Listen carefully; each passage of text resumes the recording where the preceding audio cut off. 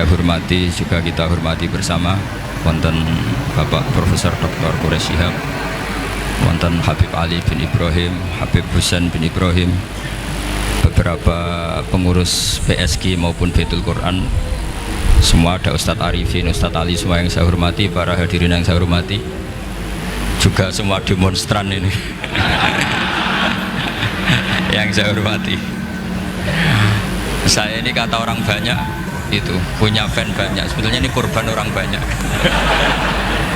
karena ngaji Quran itu sulit, mereka nggak mau ngaji, pasrah sama Pak Quraish, pasrah sama Gus Bak, terima mateng. Jadi ini kenakalannya Muhibbin. Dulu korban seperti ini juga Rasulullah SAW. Itu kalau sahabat ingin masuk surga itu ya gak suka ngamal yang berat-berat, juga gak suka, minta saja ke Rasulullah, ya Rasulullah saya minta satu hal, apa? As'aluka murafaqataka fil jannah, saya minta supaya jadi teman engkau di apa? Surga. Tapi yang jelas Nabi tidak jawab secara gratisan. Nabi ngendikan fa'inni ala nafsika bi kasratis sujud, kamu membantu saya, kamu harus memperbanyak apa? Sujud. Jadi kalau ada kiai dimintai saya ingin di surga sama engkau kiai, itu nggak boleh gratisan, harus fa'inni ala nafsika bikasrotis sujud. Tapi saya ini punya ajaran yang sebetulnya agak sesat tapi masuk akal. Ini saya mohon karena saya memang punya bapak seneng guyon, punya Mbah Mun kiai saya juga seneng guyon. Karena beliau katanya gini, nak kiai ra guyon kok dianggap bahagia, sakit panitia dikira kurang sanggup gitu. Sehingga ajarannya beliau memang sementara orang Islam itu pokoknya guyon, ketok bahagia dengan Islamnya, bahagia dengan Tuhannya, bahagia dengan nabinya. Qul bi fadlillah wa bi rahmati fa bidzalika falyafrah. Lah bahagia paling gampang ekspresinya nggih guyon niku. Ngetokno di alpat ada repot, ngetokno di duwe akeh ada repot, nak guyon nak murah nggih. Itu beberapa sahabat itu saking cintanya Nabi, itu cara berpikir kayak teman saya itu sering nasihatin saya, Gus ojo soleh nemen-nemen, engkau nak ning swarga mari bareng Mbah Mun sungkan katanya. Jadi kalau terlalu soleh kan surganya sama guru-guru kita kan tidak enak itu. Kalian kalau di surga kan nggak kebayang mesti polanya kayak apa gitu. Lama punya istri tidak cantik, di sana apa? Cantik. Nah itu kalau jejer guru kan suka. Jadi makanya kata teman saya, soleh pas-pasan itu ben swarga ini nggak sama siapa? Mbah Mun katanya, sungkan katanya. Nah ternyata pikiran itu juga ada di sahabat. Ya Rasulullah, saya puas-puaskan melihat engkau di surga. Kenapa?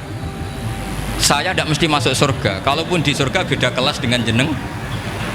Jadi para sahabat ya sadar kalaupun di surga beda kelas dengan jenengan.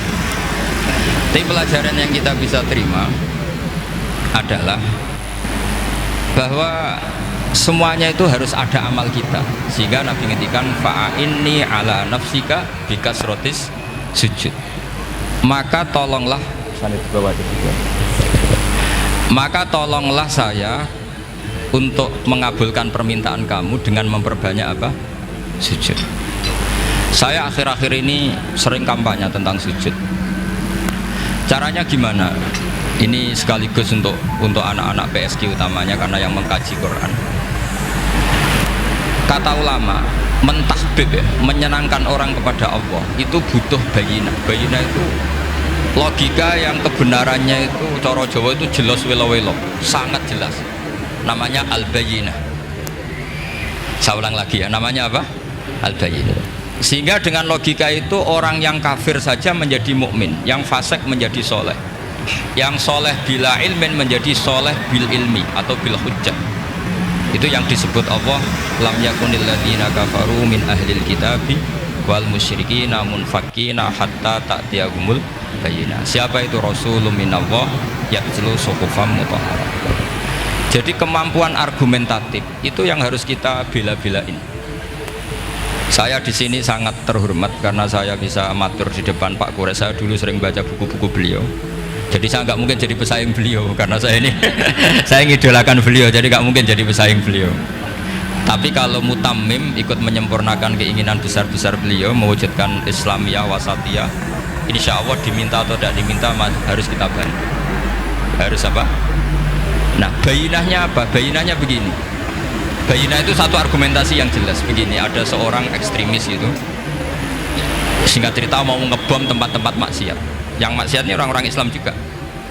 Tapi saya tidak nuduh sampai pokoknya orang-orang Islam juga. Terus ditanya sama orang yang Islam moderat, andaikan mereka nanti mati dalam keadaan demikian, aina masiruhum, lalu mereka kemana? Ya ilanar, karena mati dalam keadaan maksiat. Terus ditanya sama yang moderat tadi, moderat soleh maksudnya, bukan moderat liberal, moderat soleh. Karena orang kadang salah paham, moderat itu pikirannya terus liberal, tidak, moderat soleh. Terus kata si moderat tadi, akan ada lika muradan Nabi, apa umatnya masuk neraka itu yang diinginkan Nabi? Kaget si ekstremis tadi, kebetulan ini ekstremis yang masih mau mikir. Terus enggak, itu enggak yang digedaki Nabi. Kalau gitu ya jangan, kita tunggu tobatnya, kita proses bersama supaya mereka mau tobat. Karena dukhuluhum annar itu tidak muradan Nabi, tidak yang digedaki Nabi Muhammad SAW. Nah, cerita seperti ini tentu ada padanannya. Padanan itu artinya kias ya, kias dalam hadis sahih. Saya yakin hadis itu sahih. Kalaupun itu dhaif itu yata'ayyadu bi fatwal ulama, menjadi kuat karena banyak ulama yang fatwakan seperti itu. Saya pastikan itu diriwayatkan Qadhi Iyad dalam kitab Asy-Syifa, juga diriwayatkan Ihya, juga diriwayatkan di Hayatus Sahabah. Di situ ada sekian sanad sing yuqawi ba'duhu ba'du. Kenapa ini saya utarakan? Karena di kota itu sanggerono hadis itu takokno sahih ta ora. Kadang sing takok ya ndak paham itu. Wong maca kitab ra iso kok takok sahih ta ora. Yang ditanya juga aneh. Terus berusaha jawab. Padahal kadang ya ndak bisa juga jadi. Di hadis itu ada penjelasan begini. Ada seorang Arabi itu orang Bedui, orang yang kurang peradaban, minta sesuatu pada Rasulullah SAW. Karena Nabi itu tidak orang kaya, Nabi tidak jutawan, tidak hartawan, dikasih. Mungkin kalau uang sekarang mungkin 50.000 atau berapa. Orang itu gerutu segerutu-gerutunya. Nabi kok pelit gitu, kira-kira seperti itu. Akhirnya sahabat ini merasa tidak nyaman, ingin, karena ini Arab ya, ingin mengadili ini. Saya membahasakan mengadili itu ya ada Arabnya, karena kadang ada riwayat misalnya fahamma ayat ribuhu, nanti juga repot, ayat tuluhu juga repot. Makanya kalau di Jawa itu kadang maknani bahasa Arab itu bingung, dan memang baik bingung daripada nggak bingung, karena kalau yang nggak bingung itu keliru pede. Misalnya jika istri kamu agak rewel itu begini-begini, terus ada kalimat wadribuhun, maka pukullah. Itu kalau orang nggak bingung langsung diterjemah mukullah, nanti dilaporkan Komnas HAM gitu. Tapi kalau yang bingung itu akhirnya tatoluk mencari-cari. Ternyata di semua tafsir disebut dorban ghairu mubarikin, yang mukul tapi yang tidak menyakiti. Jadi kekeliruan itu pasti dimulai orang-orang yang nggak bingung. Jadi ilmunya agak cukup, akhirnya agak bingung. Bingung itu penting. Loh betul loh. Nggak ada orang alim kecuali dari bingung. Karena orang alim itu nggak bisa pede. Karena referensinya banyak, kemungkinannya banyak. Sehingga mesti pikiran pertama kalau ada lafaz ini maknawi apa lafzi. Ini mahmul apa enggak? Ini mansuh enggak? Ini muqayyad mutlak enggak? Ini sekaligus jadi pusat studi Quran, jadi supaya teman-teman memang seperti itu. Kata wadribuhun, maka pukullah.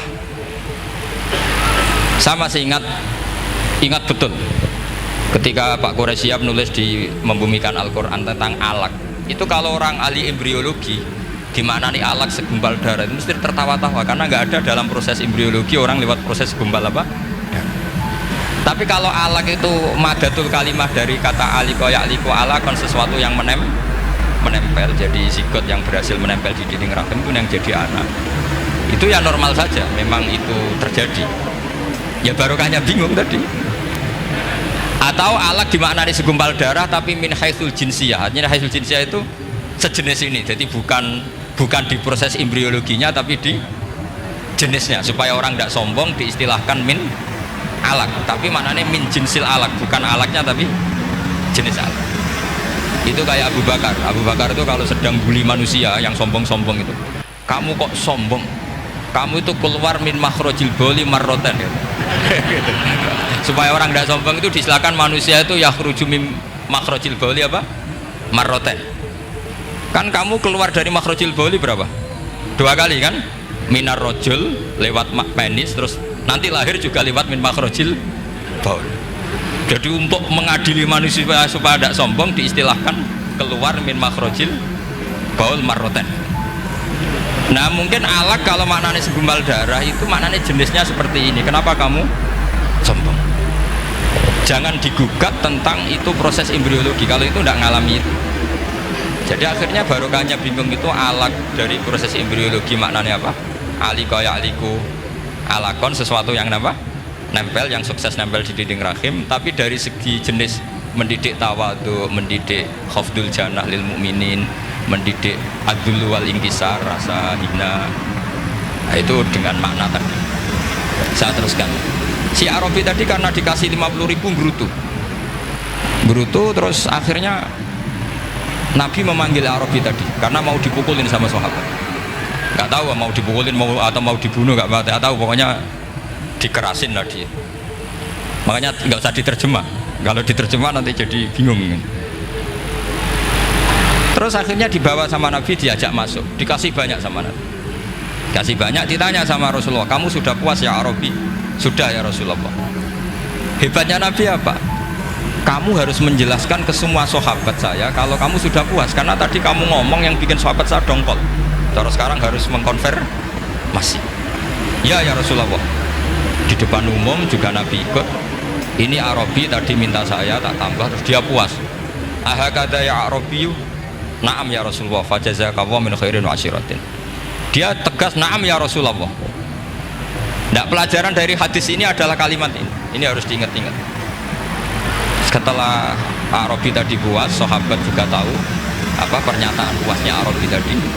Nabi ngintikan begini, masalu hadza, perumpamaan orang ini dan saya itu seperti orang yang punya unta atau sapi atau kambing yang syarodat, yang liar. Fattaba'ahan nasu, kemudian orang-orang ikut membantu nangkap. Falam yaziduha illa nufuran, bantuan manusia-manusia ini malah tambah lari karena ini semua orang ini asing. Bagi unta ini kan asing, yang nggak asing kan hanya pemilik. Terus kata si pemilik unta tadi, khallu baini wa baina naqati, sudah saya tidak usah dibantu. Fa ana arfaku, biasa lebih sayang kepada unta saya. Orang nggak ikut bantu semua. Terus kemudian unta itu dipanggil, fa akhadha minkum amil ardi, kira-kira diambilkan rumput. Terus unta itu mau nurut. Intinya apa? Kalau orang tidak bakat kiai, nggak bakat dai ilallah, kok ngajak-ngajak Islam itu falam yaziduha ila nufuron, kira-kira gitu. Karena lebih banyak emosinya ketimbang teknik proses tadrijinya, tasreknya. Akhirnya itu jadi pelajaran ke kita. Pelajaran kedua, Rasulullah ngendikan begini, andaikan kamu membunuh si Arabi tadi, bahasanya yang membunuh, kalau ini tak terjemah nggak apa-apa, wong andaikan saja. Andaikan kamu membunuh si Arabi tadi dalam keadaan membenci saya, yaitu ngomentari Nabi adalah kikir, maka dakhalan nar, orang ini akan masuk neraka karena dia mati dalam keadaan sakhitan dan Nabi sallallahu alaihi wasallam, dia mati berstatus benci Kanjeng.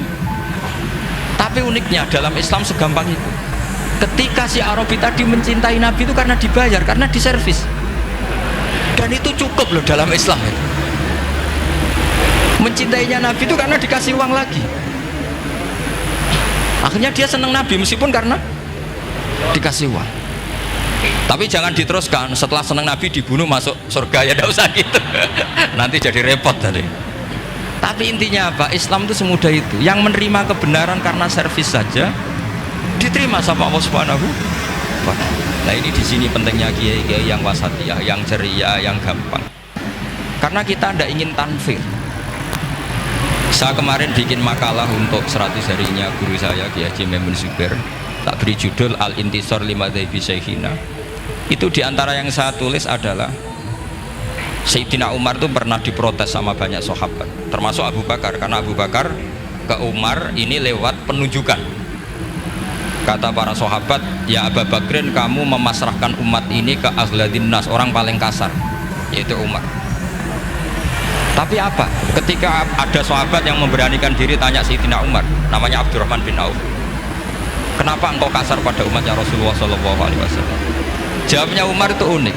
Fawwah, laqad lintu hatta khasyitu waha fil lail, walaqad istatattu alaihim hatta khasyitu waha fis syiddah.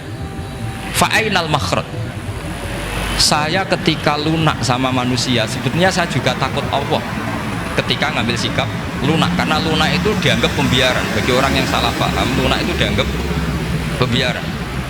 Kamu punya ponakan yang sering pacaran misalnya atau sering nakal, kamu lunak, itu dianggap pembiaran. Pembiaran itu tidak mendidik.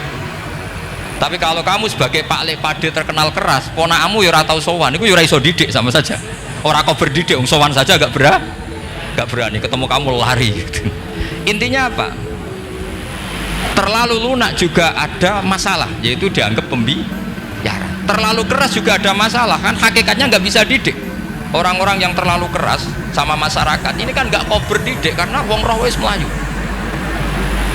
Tapi nak terlalu apian, kayak pulau ini nyongkomu ya masih tak barno itu kan ya repot ya. Sehingga ngendikane Sayyidina Umar, fawwah laqad lintu linnas hatta khasyitu wa fil lail.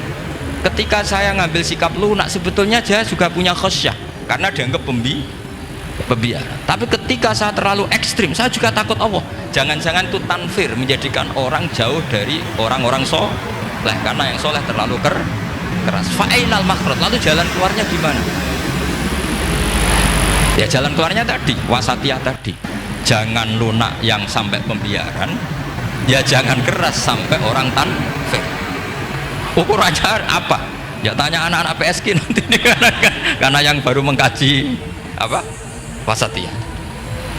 Jadi saya mohon referensi itu sebanyak-banyaknya, karena terus ada lagi saya punya cerita, ada seorang wali yang kalau doa itu agak neror Allah, tapi itu kalau nggak wali nggak boleh, harus jadi wali dulu baru boleh.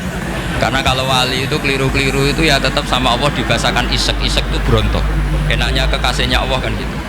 Makanya di antara doanya Habib Ali Al-Habsyi Shahibu Simti Duror itu doanya, tapi kamu tidak boleh melakukan doa ini, dosa gitu. Kalau nggak wali dosa. Itu doanya gini, waj'al sayyiati sayyiati man ahbabta, jadikan kesalahan saya itu kesalahan orang yang kau cintai. Jadi kamane cara Jawa wis kadung disayang, salah-salah wis bener gitu. Jadi waj'al sayyiati sayyiati man ahbabta. Jadi kalau orang yang sudah super itu salahnya jadi apa? Tapi ya udah salah sampai kayak zina maling, itu parah itu gitu. Ada seorang wali doa di depan Rasulullah itu gini, ya Allah, jenengan punya dua pilihan. Jika jenengan menjadikan saya orang soleh, surra habibuka, maka kekasihmu ini akan senang. Dan yang susah itu musuh kamu, yaitu iblis, musuh engkau. Tapi jika engkau ingin saya ini dolim, jadi orang dolim, yang susah itu kekasihmu, yaitu Nabi Muhammad SAW, yang seneng musuhmu, yaitu iblis. Mau jenengan milih mawon, nyeneng no nyeneng no kekasihmu, nopo nyeneng no musuhmu gitu. Ya sudah kan, Allah tidak punya pilihan. Mana mungkin Allah ingin menyusahkan kekasihnya, yaitu kanjeng Nabi Muhammad SAW. Sama, semua ulama tidak ingin umatnya Nabi matu khinal maksiyah, mati dalam keadaan maka kita berusaha semaksimal mungkin, semoga mereka tobat. Semua Quran itu la'allahum yarji'un, la'allahum yantahun, diharapkan mereka Allah yang Tuhan saja, yang al-ghaniyul mutlak, Allah yang al-jabbar al-qahhar saja sama orang-orang yang asrafu ala anfusim masih dipanggil-panggil wa anibu ila rabbikum wa aslimu lah. Allah yang Tuhan saja memanggil yang sedang di luar dipanggil masuk. Masa kita gara-gara soleh yang over, yang sudah di dalam mau dikeluarin? Itu kan apa-apaan itu. Makanya ini pasti tak dukung Islam Wasatiyah. Jadi saya dukung itu bihujjatin, bukan karena saya hormat Pak Kores orang sepuh, itu enggak. Memang bihujjatin. Kalau soal dukung karena orang sepuh itu etika, apa? etika. Tentu saya lakukan itu, pasti saya lakukan karena itu etika. Tapi lebih dari itu karena bihujjatin wadihah, bihujjatin bayyinah. Memang logikanya seperti itu. Allah yang Tuhan saja selalu memanggil yang luar dimasukkan ke dalam. Masa yang sudah di dalam dikeluarin. Makanya kitab Ithaf, kitabnya Sayyid Zabidi itu, Sayyid Murtado Az-Zabidi, itu bab takfir, itu beliau ngeritik entek ngamek dorong jom sampai sekian kuras. Sampai beliau mengutip fa'innal imama la ayyukhti afil afi khairun min ayyukhti afil uqubah. Kowe de keputusan salah nyepuro luwih apik timbang salah nyekso. Nyepuro itu salah tetep bener. Tapi nak nyekso bener ora mesti bener. Fa'innal imam la ayyukhti afil afi khairun min ayyukhti afil uqubah. Sehingga beliau terus hampir sekian kuras. Coba hadis di Muslim, di Sahih Muslim itu Usamah ya. Kalau di Sahih Muslim itu rawinya disebut Usamah bin Zaid. Tapi di beberapa riwayat ada yang menyebut itu tidak Usamah. Sehingga banyak syarih mengatakan itu ta'addudul waqi'ah, memang kejadiannya dialami sekian sahabat. Itu ada perang gitu ketika musuhnya terdesak. Padahal musuh ini sudah memotong sekian tangan sahabat, ada yang sudah pernah bacok sahabat. Ketika terdesak dia mengatakan la ilaha illallah Muhammadur. Singkat cerita oleh Usamah tetap ditusuk sampai mati. Tapi sama Rasulullah ketika lapor, kamu membunuh setelah mengucapkan la ilaha illallah ya Usamah? Iya. Tapi innama qolaha muta'awwidan, dia mengatakan kalimat itu karena muta'awwidan, nyari perlindungan saja. Afala syaqaqta an batni, afala syaqaqta an qalbi. Sudah kamu lihat di dadanya kalau dia betul-betul ngomong karena muta'awwid dan jangan-jangan karena iman betul. Terus memangnya ketika kamu iman, orang-orang sahabat itu rata-rata kan pernah kafir. Memangnya ketika kamu iman tak curigai kan enggak gitu. Langsung saya terima, kenapa ini main curiga kira-kira. Sampai seperti itu saktinya kalimat la ilaha. Jadi kalaupun diomongkan muta'awwidan saja tetap sah, meskipun ngomongnya hanya untuk perlindungan dari apa? Safe dari pedang. Malah ada riwayat lain yang menyebutkan itu udah Usamah di tafsir Qurtubi itu yang ya ayyuhalladzina amanu idza darabtum fi sabilillahi fatabayyanu wa la taqulu liman alqa ilaikumus salam lasta mu'mina. Itu kalau di riwayat Qurtubi lebih ekstrim lagi. Si orang tadi tidak Usamah, jelas pastikan itu tidak Usamah. Ada yang lain tidak Usamah. Itu bantah Nabi. Ya Rasulullah, andaikan belah dadanya orang itu saya belah, apakah kemudian saya tahu apa yang ada di hatinya? Jadi Nabi jadi dibantah. Ya rodok khawarid nih. Jadi Nabi masih dibantah. Kata Nabi, ya enggak, kamu tetap enggak tahu apa yang ada di hatinya. Loh, terus masalahnya apa? Masalahnya begini, setelah kamu belah dadanya, kamu tetap enggak tahu hatinya kan? Fala anta ta'lamu ma fi qalbi wala anta tusaddiqu ma fi lisani. Jadi kowe udah di wong kacuk. Ngerti hatinya yang enggak, percaya lisannya juga enggak. Kan enggak ada hujah yang kamu ambil. Harusnya kata Nabi profesional dong. Nak roh hati ini rujukannya lisan. Lah ini enggak, hatinya kamu enggak tahu, lisannya enggak kamu percaya, langsung kamu pakai itu apa? Seperti saya sama jenengan kan gampang, aku raro niati sampean ngaji hati apa raro. Sementing tak kongkon ngaji berarti seneng ngaji. Jadi jelas ada yang diambil. Makanya semenjak itu para ulama rata-rata itu hampir semuanya itu Islamnya wasatiyah.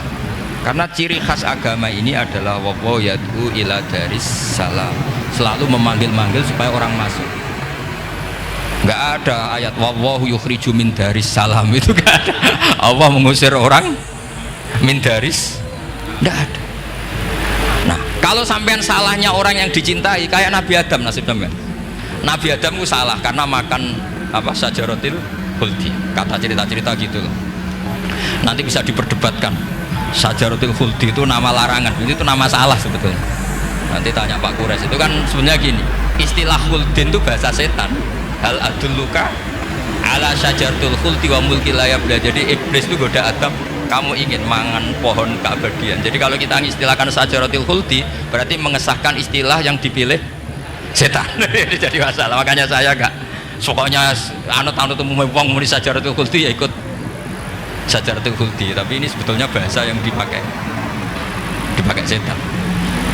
Singkat cerita Nabi Adam itu akhirnya makan tapi tidak banyak, makanya sebagian ayat diredaksikan dzaqo itu ngicipi. Makanya ada akala, berarti dzauq juga disebut aklu, tapi aklu yang sedikit disebut dzauq atau dzaqo. Nah, ketika makan itu Allah duka, tapi duka be orang yang dicintai, diwarai. Cung Adam, kowe tak warai donga supaya tak sepuro. Jadi kaya anak apa minggat wong disayang, disangoni minggatlah tak sangon. Makanya waj'al sayyiati man ahbab. Disangoni fatalaqa Adamu rabbi kalimatin fataba alaih. Makanya saya kalau baca ayat itu cek enak dadi sangoni. Maca iki jeng yo kok ben. Dadi minggat digani HP mbek dhuwit engko nek wis kepen mulai ya semulai. Makanya itu jadi Quran itu luar biasa. Akhirnya Nabi Adam ya benar diusir, tapi sudah bawa bekal, diwarai baik pangeran. Nah ternyata apa? Maksiatu Adam itu maksiatu mu'adzimin, maksiatnya orang yang sangat menghormati Allah. Jadi kalau kamu ingin jadi wali itu pertama harus kamu berstatus al-mu'adzim, al-musabbih. Ternyata kata kuncinya gini, kata tafsir Ibnu Katsir. Waqo sama huma inni lakuma laminan nasih. Saya ini kan muridnya Mbah Maimun, muridnya bapak saya. Kan gak kebayang orang pakai namanya Allah kemudian dusta. Jadi Nabi Adam dirayu setan kayak apa itu gak pernah tertarik. Gak pernah tertarik. Tapi akhirnya setan bilang, wallahi demi Allah, bahwa saya menyuruh kamu makan buah khut itu laminan nasihin. Wallahi, pakai kata wallahi. Terus Allah ya sudah merevisi larangan itu, sekarang sudah bilang boleh. Nah karena kata pakai wawahi, terus kata Nabi Adam, fawwah wa izzatika ya Rabbi ma dzanantu anna ahadan yahlifu bika kadziban. Ini dawuh Nabi Adam. Adam wis tak kandhani kok ora nurut alasan apa? Terus Adam atau pangeran wa izzatika, demi kehormatanmu ya Allah, fawawahi ma adzunnu anna ahadan yahlifu bika kadziban. Saya tidak pernah ngira ada hambamu, ada makhluk kemudian mencatut nama engkau kemudian dia dusta. Kenapa saya sebut-sebut nanti tadi asmane Bang? Andai kan saya punya teman biasa bodoni saya, biasa bodoni saya, nipu saya, terus bilang gini, Gus Bah, jenengan ditimbali Mbah Mun, dan dia sumpah, kira-kira tak pikir apa enggak? Enggak, pasti saya langsung meskipun ya dibodoni. Karena saking wibawanya Mbah Mun sehingga saya enggak ngecek lagi orang ini bohong apa tidak. Nah, Nabi Adam saking wibawanya Allah di hatinya Nabi Adam, kita disebut wawahi. Allah sekarang halalkan itu, sudah tidak pikir panjang, karena dia tidak pernah ngira ada orang mencatut nama Allah kemudian dia dusta. Seperti di dunia santri misalnya ada yang dipanggil Habib Ali, mosok disumpah sih tenang tau orang. Oh itu mesti teman yang biasa bodoni sampean lah, mesti langsung sangat takutnya kan gitu. Sampean takut istri dibilangi teman, bojomu nelpon, wah langsung ulang. Itu mesti tidak dikonfirmasi lagi itu, saking takutnya itu. Nah Nabi Adam itu seperti itu, saking takzimnya kepada Allah sehingga ketika disebut wawahi, nah itu yang kata kuncinya waqo sama huma inni lakuma laminan nasihin fadallahuma bihu. Itu kalau sampean teliti, ini kesangannya Pak Kures pakai madatul kalimah itu kelihatan. Fadallahuma itu rujuknya ke iblis. Jadi Adam di situ korban terus. Kan waqo sama huma, iblis sumpah ke Adam Hawa. Fadallahuma, iblis menunjukkan Adam Hawa. Sehingga dia dua orang ini maksiat itu semuanya korban. Dia hanya sebagai objek. Kreatornya yaitu iblis. Tapi Nabi Adam sampai tertipu itu gara-gara tadi. Wa izzatika ya Rabbi ma adzunnu anna ahadan yahlifu bika kadziban. Ketika menyebut nama engkau, saya tidak pernah mengira ada orang menyebut nama engkau kemudian dia dusta. Saya bayangkan orang paling brengsek sekalipun teman saya kalau bilang Gus sampean dipanggil Mbah Mun, tentu tidak saya pikir lagi. Atau di pondok sini, Kang diceluk Habib Ali, ditimbali Habib Ali, sampean konfirmasi apa enggak? Enggak kan? Apalagi ini Allah Subhanahu wa Ta'ala. Jadi wong nek sebakat wali itu begitu. Nah kalau jenis ini kok salah, itu waj'al sayyiati man. Kanjeng Nabi dalam lahirnya juga pernah salah dalam lahirnya, karena Nabi memberi izin orang-orang munafik gak ikut perang. Salahnya secara fikih adalah kewajiban perang zaman itu karena zaman itu memang orang-orang kafir juga merangi kita sehingga kita dibolehkan merangi. Jangan hanya cerita Nabi perang berarti perang syariat ada gitu. Nabi perang karena diperangi. Jelas ayatnya udzina lilladzina yuqatalun, diberi izin bagi yang alami yuqatalun, diperangi baru diberi izin perang. Jangan langsung bangun tidur perang, itu enggak ada ayatnya. Qatilul ladzina yuqatilunakum, merangi yang merangi kamu, wa akhrijuhum ya min haitsu akhrajukum, ngusir yang ngusir kamu. Jadi perang itu akibat bukan sebab. Akhirnya Nabi itu secara fikih itu salah, secara fikih karena memberi izin orang munafik.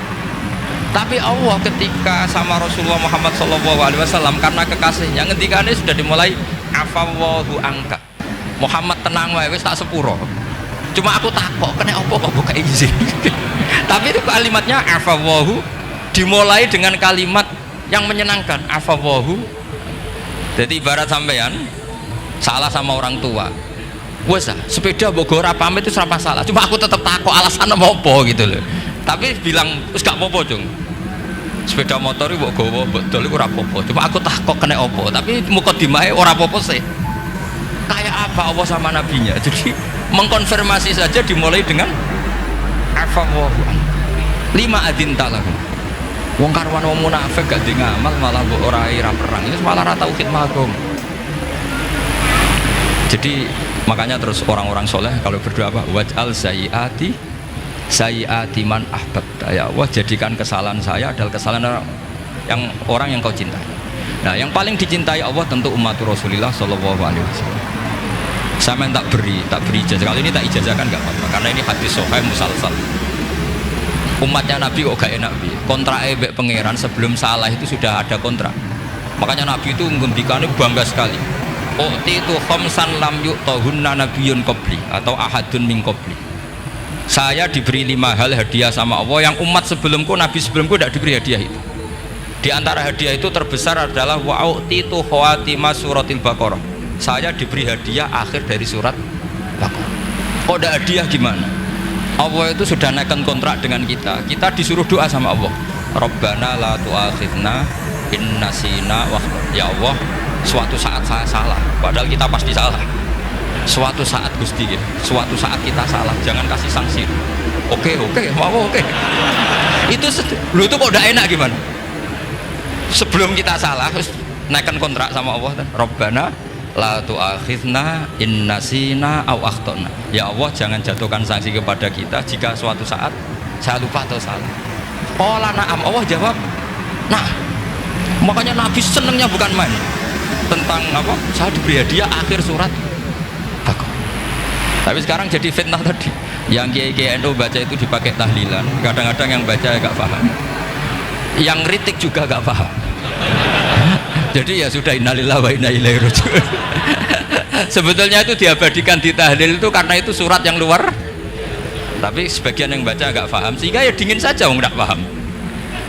Tapi kalau kita yang paham itu luar biasa, wong belum salah sudah ada perjanjian la tu'akhidna in nasina aw akhtana. Sama Allah dijawab, nah, iya umat nak salah orang langsung tak siksa.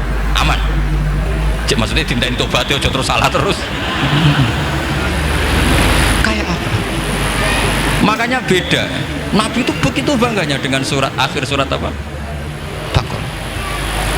Terus tafsir kedua, umat ini adalah umat yang sifat Allah itu selalu aktif dan dua-duanya aktif.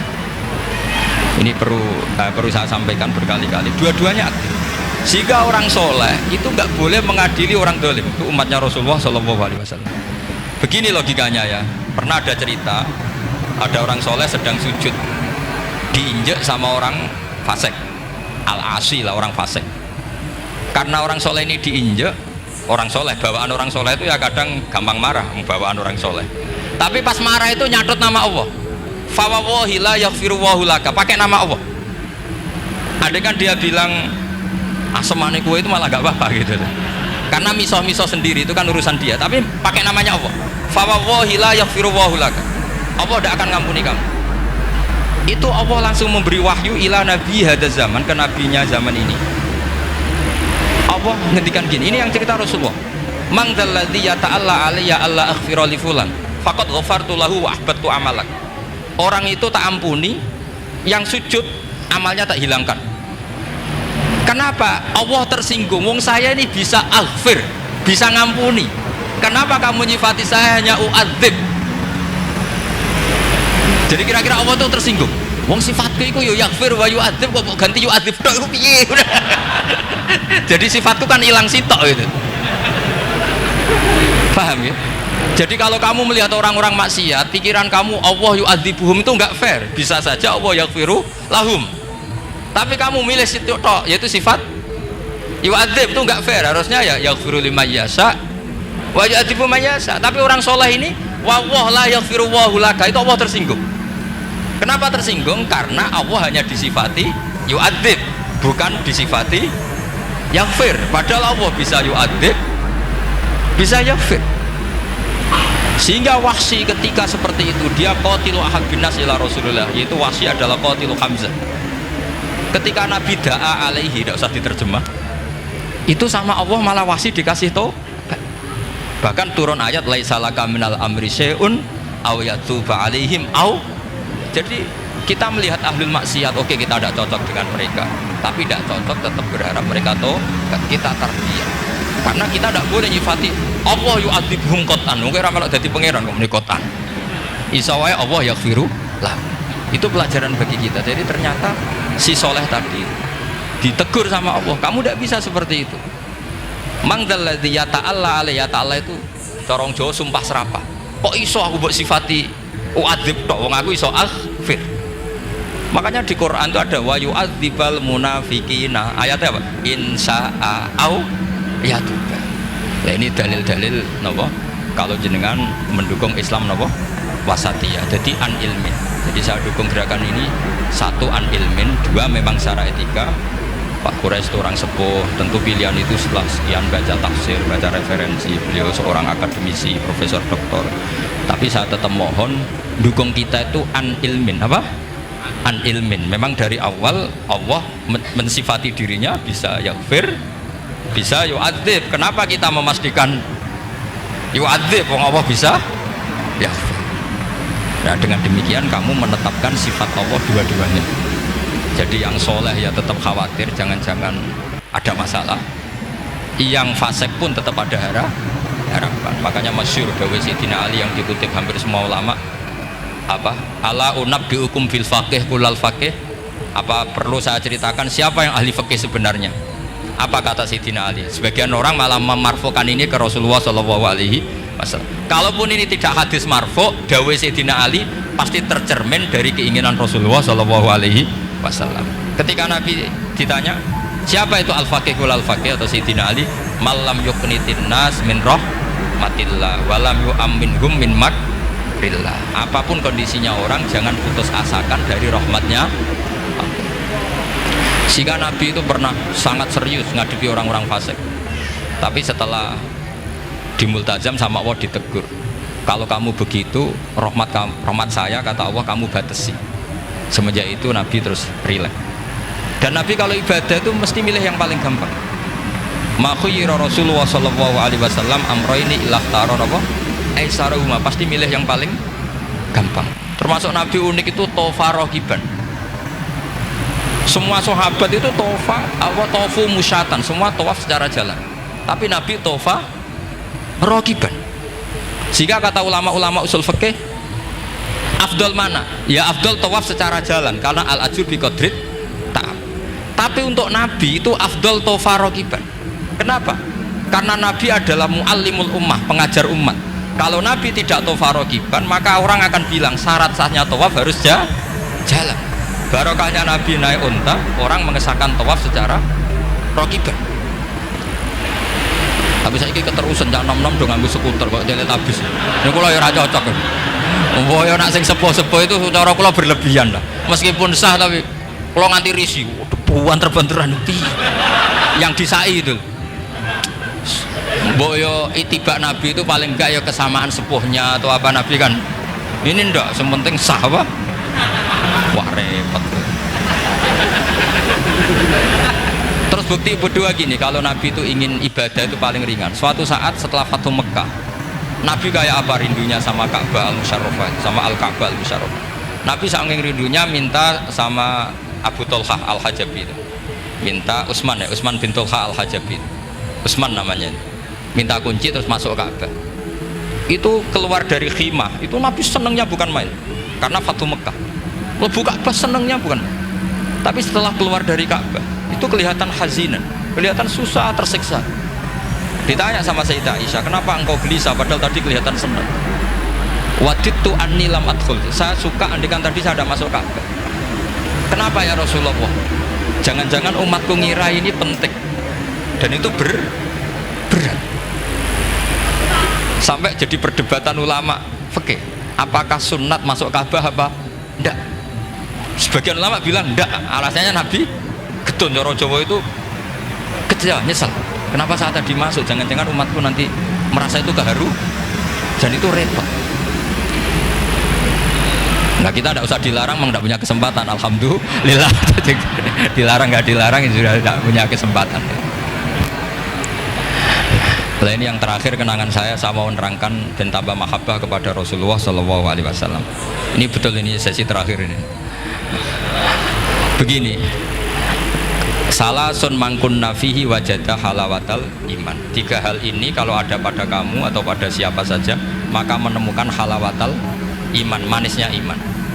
Ini mungkin yang jarang dijelaskan orang adalah manis itu apa. Kata Ibnu Hajar al-Asqalani sebagai pensarah Bukhari, termasuk manisnya manis adalah al-iltizat al-aqli, merasa nyaman secara berpikir. Nanti saya bacakan takbirnya sebelum saya tutup ngaji bareng ini. Begini misalnya, kita ngikuti Nabi Muhammad SAW.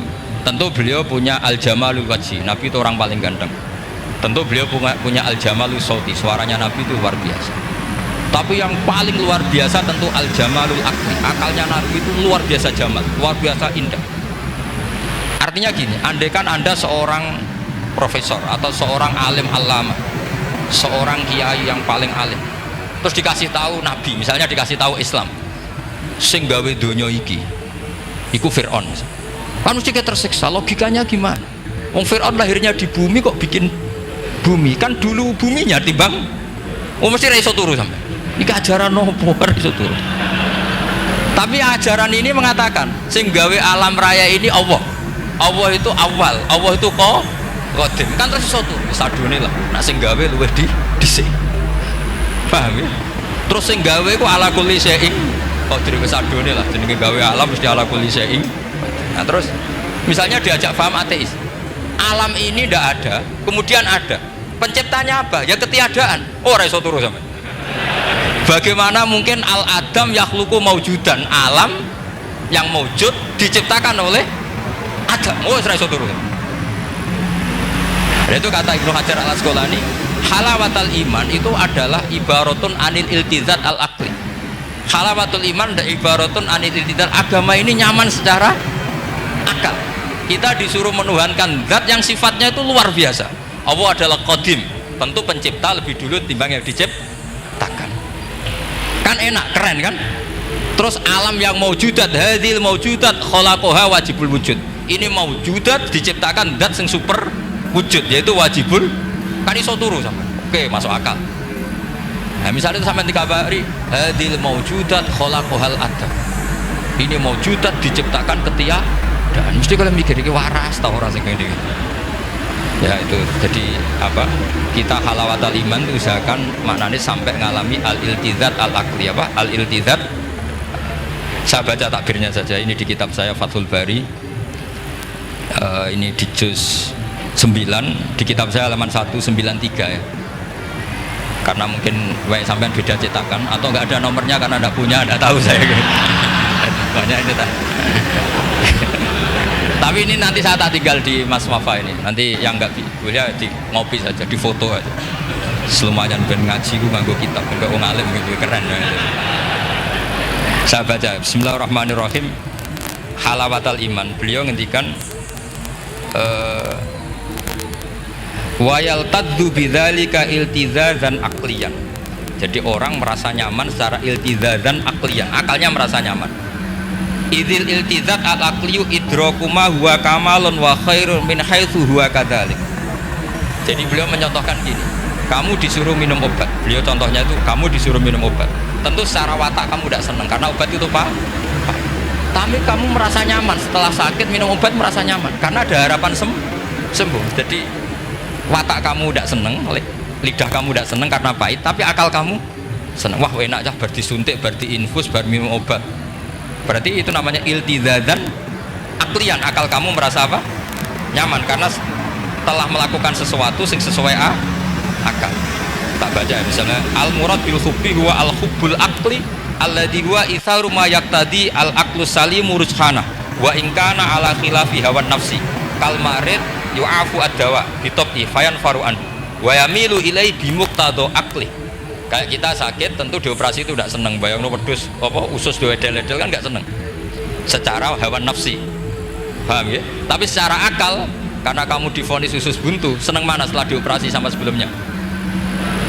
Lah senang dioperasi itu namanya al-iltizat al-aqli. Ini kata Ibnu Hajar al-Asqalani. Wal aqlu yaqtadi rujhana janibi dzalik. Nah, teruskan. Idzil iltizat al-aqliyu idrakuma huwa kamalun wa khairun min haitsu huwa. Jadi saya bayangkan, makanya saya kalau baca Quran itu sering saya nangis. Misalnya tadi, am khuliqu min ghairi syai'in am humul khaliqun am khalaqus samawati wal ard. Masa alam raya yang wujud ini semua mau judat, kemudian dirumuskan bahwa penciptanya adalah al-adam, kenihilian, nihilisme. Kebayang nggak sampai ini suatu ruga? Ono nabi terus congkoe kudu iman, alam raya ini sing wujud diciptakno ketiadaan. Wes ra iso turu, yakin ra bener itu.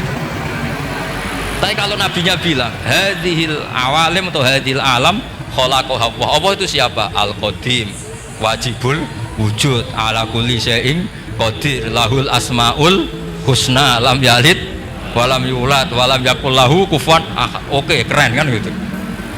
Lha iku jenenge al-iltizat al-aqli. Kalau kamu sudah ngalami seperti itu, wajada halawatal iman. Terus kata Ibnu Hajar al-Asqalani, terus wa yu'abbiru syara' yaitu Rasulullah sallallahu alaihi wasallam membahasakan al-iltizat al-aqli dibahasakan dengan halawatal iman. Jadi halawatul iman itu kamu harus ngalami al-iltizat al-aqli.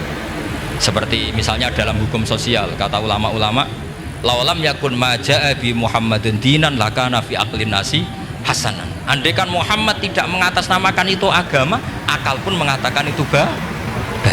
Coba ajaran kita, ambek bojo sing apik, ambek anak sing apik, ambek tangga sing apik, itu kan enak. Coba kalau ajaran gini, bojo taboki wae kesuwen, kan bingung, wah iki ajaran apa, kan kaget. Ambek tangga, oh sing pentel, gak ngono tidak-tidak. Oh, iku ajarane nabi apa ajarane ekstremis, kan bingung. Jadi makanya laulam yakun ma ja'a bi Muhammadin dinan lakana fi aqlin nasi hasanan. Itu namanya al-iltizat al-aqli. Saya kira demikian, mohon maaf. Assalamualaikum warahmatullahi wabarakatuh. Waalaikumsalam warahmatullahi wabarakatuh.